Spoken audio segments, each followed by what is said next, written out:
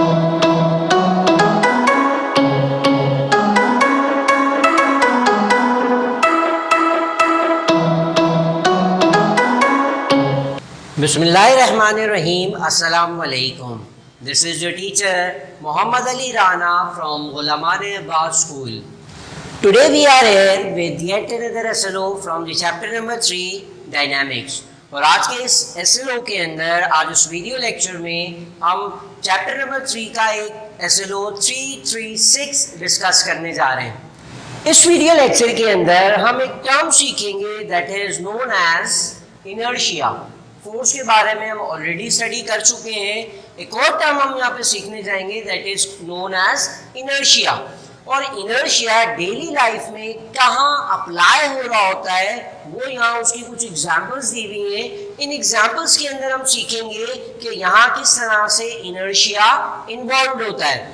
साथ साथ कुछ और एग्जांपल्स भी देखेंगे जहां पर इनर्शिया डेली लाइफ में अप्लाई हो रहा होगा। तो सबसे पहले जो है वो हम अपनी इस टर्म को समझ लेते हैं कि व्हाट इज इनर्शिया।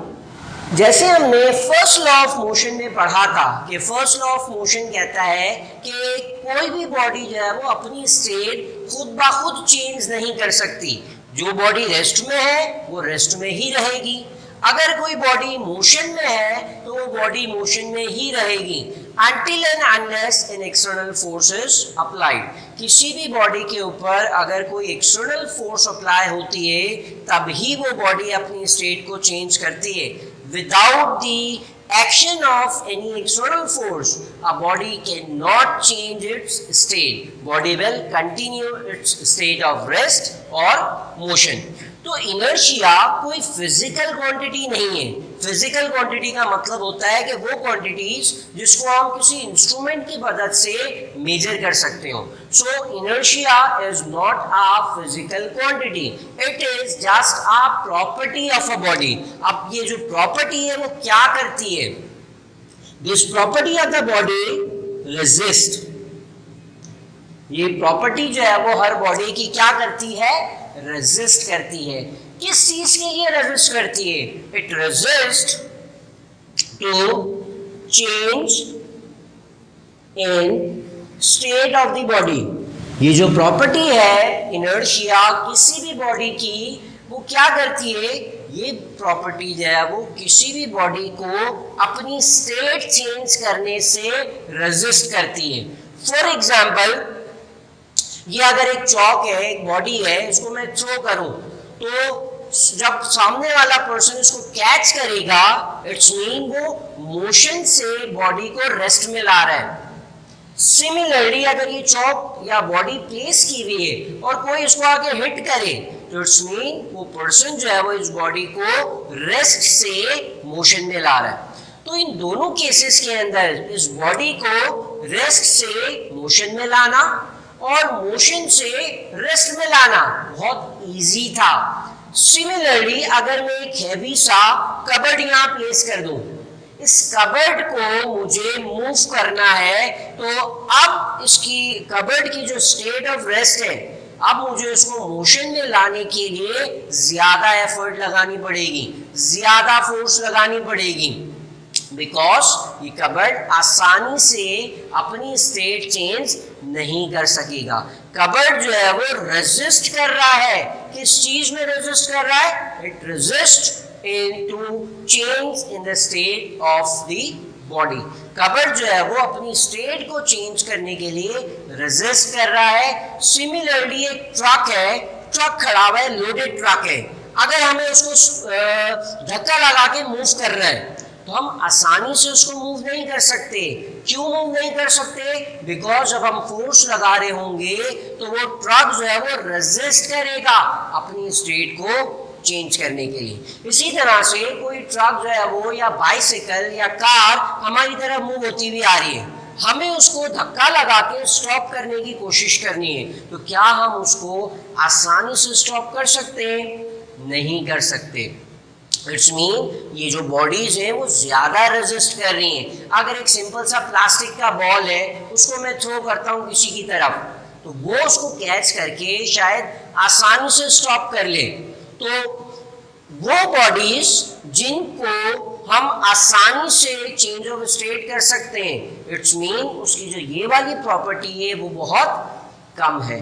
वो बॉडीज जिसकी स्टेट हम आसानी से चेंज नहीं कर सकते, उन बॉडीज को मोशन में लाना भी मुश्किल है, उन बॉडीज को रेस्ट में लाना भी मुश्किल है। तो इट्स मीन उनकी जो ये रेजिस्टेंस वाली प्रॉपर्टी है वो बहुत ज्यादा हाई है। तो inertia is the property of the body that resist to change in the state of the body. अब पता कैसे चलेगा कि ये बॉडी ज्यादा रेजिस्ट करेगी, कौन सी बॉडी कम रेजिस्ट करेगी? तो उसके लिए शॉर्ट सी जो है वो एग्जाम्पल है या आइडेंटिफाई करने का तरीका है कि inertia depends on mass of the body. Inertia किस पे डिपेंड करता है? मास के ऊपर डिपेंड करता है। जिस बॉडी का मास कम होगा उसका इनर्शिया कम होगा, इनर्शिया कम है तो उस बॉडी की स्टेट को चेंज करना आसान है, जबकि जिस बॉडी का इनर्शिया ज्यादा हो उस बॉडी का मास ज्यादा होगा और उस बॉडी की स्टेट को चेंज करना उतना ही ज्यादा मुश्किल होगा। तो डेली लाइफ से कुछ एग्जांपल्स देखते हैं, उसके बाद फिर हम जो है वो हम इस SLO वाली एग्जांपल पर आते हैं। फॉर एग्जांपल हमारे पास एक ग्लास है, ग्लास के ऊपर हमने एक कार्ड रखा हुआ है और इस कार्ड के ऊपर हमने कॉइन को प्लेस कर दिया। दोबारा से समझ लें इस एग्जांपल को। ग्लास के ऊपर मैंने कार्डबोर्ड रखा है, जो प्लेइंग कार्ड्स होते हैं उस कार्ड का एक पीस रखा है और उस कार्ड के ऊपर मैंने कॉइन को प्लेस कर दिया। होगा क्या अगर मैं इस कार्ड को आहिस्ता आहिस्ता पीछे की तरफ मूव करूं? फॉर एग्जाम्पल ये कार्ड है, उसके ऊपर ये कॉइन रखा हुआ है। अगर मैं कार्ड को स्लोली मूव करूंगा तो क्या होगा?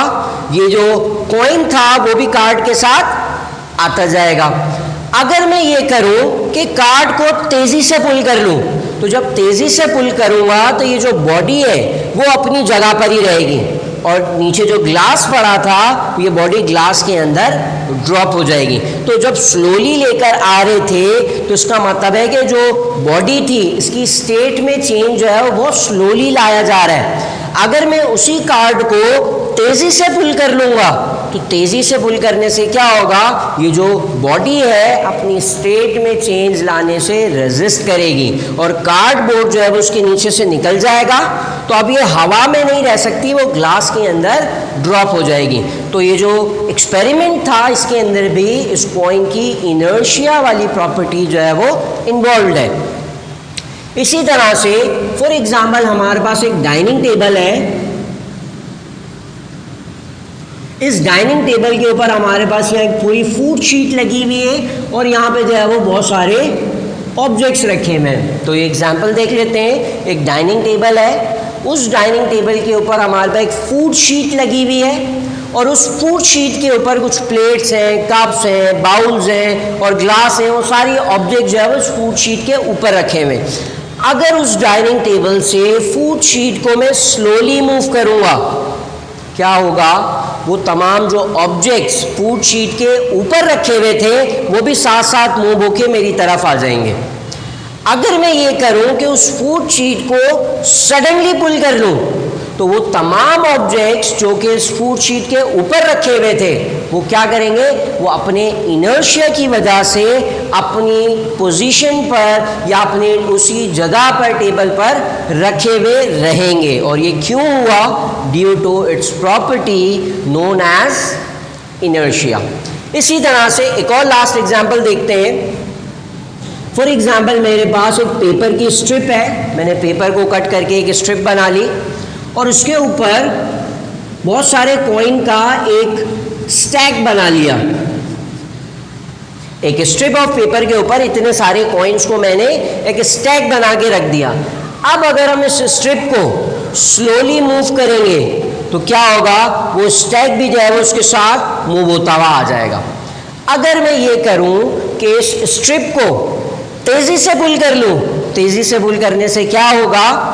ये जो स्टैक था अपने इनर्शिया की वजह से अपनी स्टेट ऑफ रेस्ट में ही रहेगा। ये जो पेपर स्ट्रिप थी वो उसमें से बाहर आ जाएगी। So this is also due to the property of this stack known as inertia. Okay, so finally जो है वो अब हम आ जाते हैं इन एग्जाम्पल्स के ऊपर जो कि हमें इस SLO के अंदर एक्चुअली में एक्सप्लेन करनी थी।